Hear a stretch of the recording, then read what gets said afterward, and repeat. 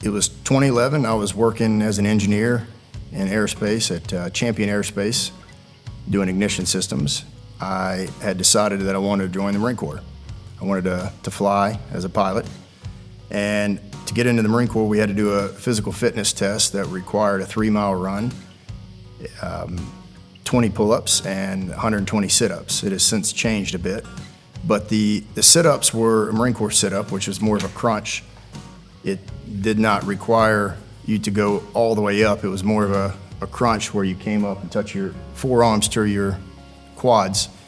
It gave your abs very little time to relax. So I grew up wrestling. I was in pretty good shape, but doing these 120 crunches was a little more challenging. If it was sit-ups, it would have been easier. Point is, I had to train up for it. And all the Marines that are watching this, chuckling, we all know, all you guys out there watching, you cheat. None of you guys do the sit-up correctly. Moving on. The way my body is built, my upper body is a little heavier than my lower body, and we found this to be the case with about 60 to 70% of people. I would put my feet under the couch and I would do these sit-ups, 120 as fast as I could, and in the process I would, because the balance was off, I would lift the couch and it would sort of skid across the floor. Also, the carpet that was in the room would blister my back. So one night, aggravated, I went down into the shop and fabricated, just out of scrap wood, this little board. Oh, there it is, the original gangster.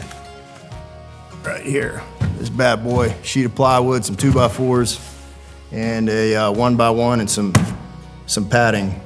And this puppy went the distance with me. I used it for over 10 years, of course maxing my Marine Corps PFT, and I used it for other exercises. I developed what is now called the core squat, which I believe Mike Tyson did these reps as well, but you do a sit-up to a standing position. So I used this a long time, and this paved the way for the future. Rounding out my Marine Corps career, I got my business degree from UNC Chapel Hill, and as part of the curriculum, there's an entrepreneurship class. There was a round robin of pitches. Basically, everybody in the class pitched their best idea, and the folks in the class voted. They decided to jump on board with the ideas that they liked, or they stayed with their own idea. I had 7 people jump on board, and that was the first point where I thought, okay, this is something notable. The class ran its course. We did everything that you had to do, which was building a business plan and walking through everything needed to bring a product from an idea phase to real life.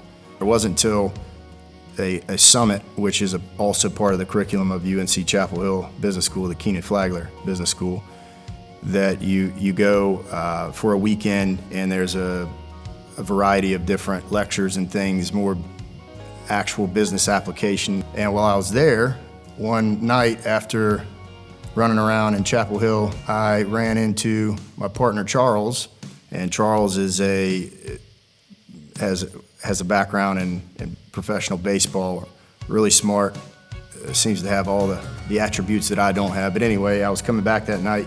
Charles was in the hallway. I ran into him. We met beak to beak in the hallway. This was probably 12 a.m.